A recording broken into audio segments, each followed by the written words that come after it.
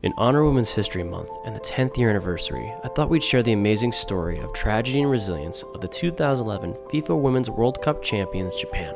It's July 17, 2011. The end of one of the greatest stories of all sports draws near as Japan lines up the game-winning PK to capture their first FIFA championship and do so by knocking off one of the most heavily favored teams in history. Before we see how this plays out, let's first set the stage of this match. Japan had much more on their hearts and minds than just soccer.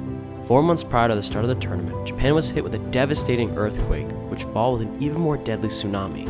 Over 15,000 people perished in the tragedy, leaving the country in despair and sorrow as the death toll climbed. With all that in mind, the Japanese women's national team set out for Germany with a different kind of motivation. Japan opened the tournament with a win over New Zealand, then followed it up with a thrashing of Mexico in Game 2 by a score of 4-0. Heading into the final game, Japan looked to remain perfect as they squared off against England, but unfortunately, Japan would lose, but still have a chance to prove themselves as they headed into the knockout stages.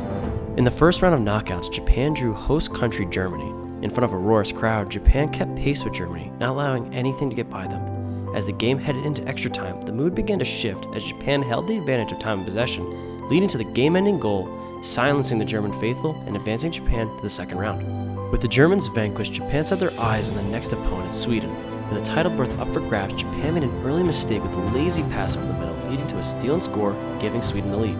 Naomi Kawasumi put in the equalizer 9 minutes later, spearheading Japan's comeback as they stormed past the Swedes 3-1, giving them a shot against the mighty US team.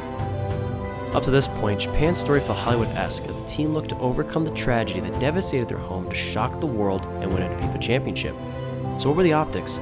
Team USA looked to win their third title and first in 12 years, while Japan looked to secure their first championship in their first appearance with heavy hearts. Now before we see the outcome, let's take a look at what led us up to this point. After a scoreless first half, US youngster Alex Morgan netted the first goal on a beautiful through ball down the field in the 69th minute of play. With 9 minutes remaining, Japan's Aya Miyama scored the game-tying goal after a takeaway inside the goal box. Miyama's goal sent the game to extra time where more goals were to come. US legend Abby Wambach made a beautiful header on a crossing feed from Alex Morgan to regain the lead for the Americans. The celebration was short-lived, however, as the Jazz scored on a corner kick to send this instant classic to penalty kicks. After Miyama kicked things off with a goal, the US followed up with 3 straight misses by Box, Lloyd, and Heath. After Japan put another one in the net, US's Abby Wambach made a clutch goal, putting the pressure on the next shot. So here we are. If Solo saves this shot, the US will get another chance to tie things back up and extend the game a little longer. But if Kumagai can make this shot, Japan will have won their first championship ever, showcasing their drive and resilience in a year in which Japan faced extreme tragedy. Welcome to a moment in history. And the World Cup